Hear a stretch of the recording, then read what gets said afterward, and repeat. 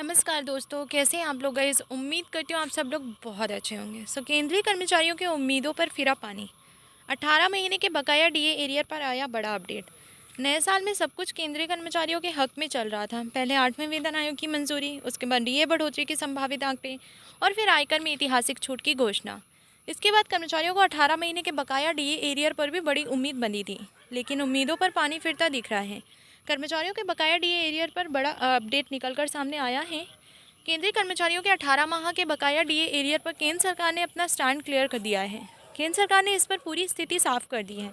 लंबे समय से विभिन्न कर्मचारी संगठन 18 माह के बकाया एडीए एरियर की मांग केंद्र सरकार से कर रहे हैं।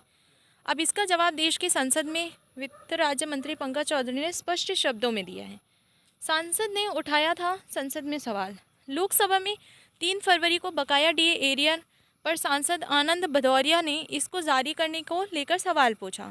सांसद ने सवाल किया कि क्या कोविड-19 के दौरान कर्मचारियों और पेंशनर्स के 18 महीनों के बकाया महंगाई भत्ते को जारी किया जाएगा। अगर जारी किया जा रहा है तो इसका ब्यौरा दें। उन्होंने अब तक जारी नहीं करने के कारण भी पूछे। वित्त राज्य मंत्री ने दिया जवाब। वित्त राज्य मंत्री पंकज चौधरी ने कहा कि साल 2020 में कोविड के कारण विपरीत वित्तीय प्रभाव के चलते व सरकार की ओर से किए गए कल्याणकारी उपायों के चलते राजकोषीय प्रभाव पड़ा, इसलिए महंगाई भत्ता नहीं दिया गया।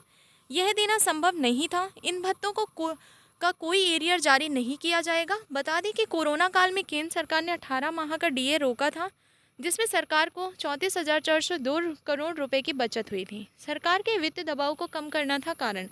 वित्त राज्य मंत्री पंकज चौधरी ने बताया कि कोविड के कारण आर्थिक व्यवधान हुआ था, इसी के चलते बकाया डीए एरियर रोका गया था। इसका कारण सरकारी वित्त पर दबाव को कम करना था।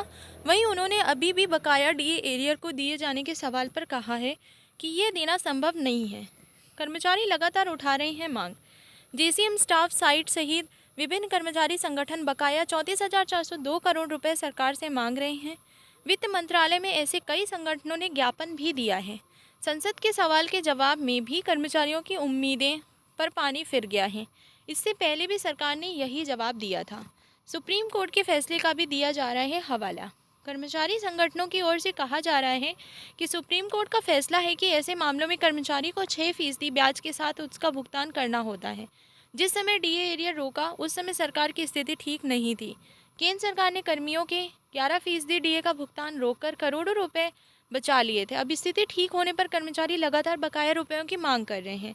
वित्त मंत्री को भी लिखा पत्र। कर्मचारियों द्वारा इस मामले में वित्त मंत्री निर्मला सीतारमण को एक ईमेल से पत्र भेजा है। इसमें अन्य मांगों सहित बकाया डीए को मांगा गया है, परंतु सरकार ने इसको देने से मना कर दिया है। केंद्रीय कर्मचारियों की मांग है डीए को एक मुश्त या 3 किस्तों में कर्मचारियों को जारी किया जाना चाहिए।